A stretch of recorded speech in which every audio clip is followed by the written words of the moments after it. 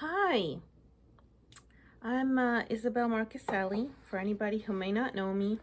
And today I have decided to jump on and make this video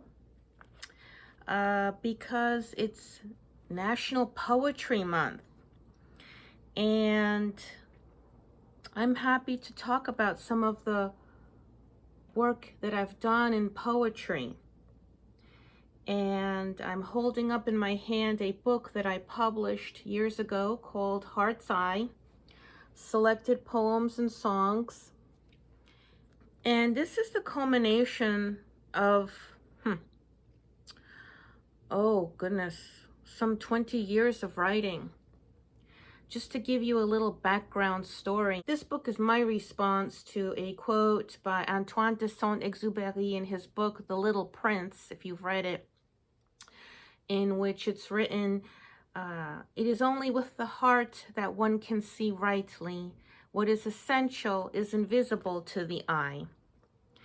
And I'll share that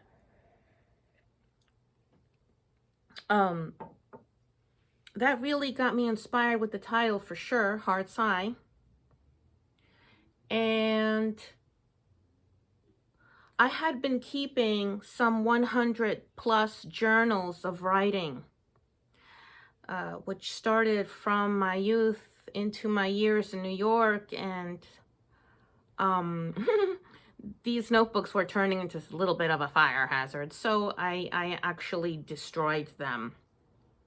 However, before I did so, I did rescue my collection of poems, and later I referenced them in this book. They're very hand-picked and written over a time in my life when I was going through a lot of trials, not unlike many other people, and growing pains and heartbreaks, all kinds of things, and also finding my voice.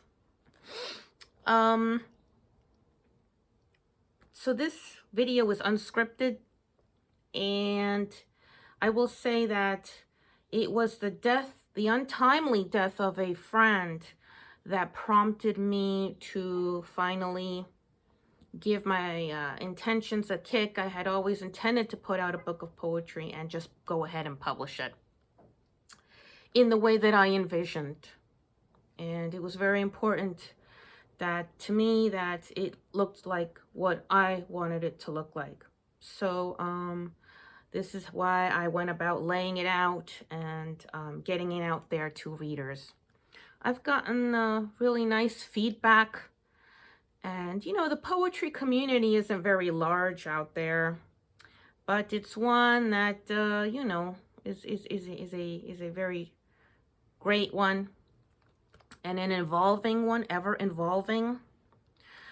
And what I would like to do is read you some poems from this book, which prompted a book tour of my region. And I can't thank Western Massachusetts enough for having me at so many places. Those were what my concerts were like, performances and readings at the same time. Here I am doing a poetry reading and music concert at the Storrs Library in Longmeadow, Massachusetts, and I did something similar at the Springfield Public Library. So I'm just going to open this up, and you know, I haven't looked at this book in a while. I've had so much other work going on, especially musical work. I am a musician. I'm going to read you this poem that's in this book, Talking to Comet. Comet is the name of a horse. And it goes like this. If only you knew what kind of horse you are to me. To listen to you exhale makes me greedy for the air I breathe out here, where the ropes of sunlight give me a bridle to hold on to. So this poem was written during a tough time in my life while I was an undergraduate at Cornell. and I had a lot of decisions to make, a lot of growing pains, and it just helped me to slow down and breathe. I have another poem here. I'm really just looking at it randomly. This is one I like, The Sister Tree. And there's a picture that I took along with it. Everywhere I divide, I branch out. I am reaching so high, my craggy fingers bearing fruit at their tips. All shoots out from my brown body. One mad, certain soul, reaching out into the uncertainty. So that actually got published in a women's themed campus newspaper. It's called Athena. I was very glad for their support, Cornell. Here's a poem dating from pre-college years. Again, I'm just skipping around. Fire Island. My fellow Long Island friends may appreciate Fire Island. It's a hot spot for hanging out at the beach. On the other side, beyond the hill, the sea is a bed of flaming pearls. People are walking as if they always belonged beside it, as if they knew no other place so well. Their bodies dangle so easily off this infinity, like pink-winged flamingos, leaving tiny footprints on the edges of existence. To watch them walk down together towards that same trident of sky, water, and land is to know there is something calling them down there. That was Fire Island. Here's a poem I like to share. It's called Poet's Dilemma, written after college. If I could curl up between the letters, then no one would know I was there. Perhaps, if they saw me at all, they would think I was a comma and pause. If I curled into a tight enough ball, they might think me a period. It would be nice to stop the world. So that's Poet's Dilemma. Kind of like the agony's poet's face in formatting of words. And well, this one was one of my mom's favorites, Diamonds. Written during an excruciating time of a first love. Pain becomes whiteness as I pass from a time of coal into diamond-like awareness, scratching and scratching the windows of my refracting soul, that if rainbows could arise from my eyes, I would promise you much happiness. I also have some songs in here. Wander is my song that's I'm planning on hopefully releasing in the future, so fans can look out for it. Here's the verse. Things tend to get better when I just let go and let myself wander to a no zone. Was I so wrong? What took me so long? Oh, my soul.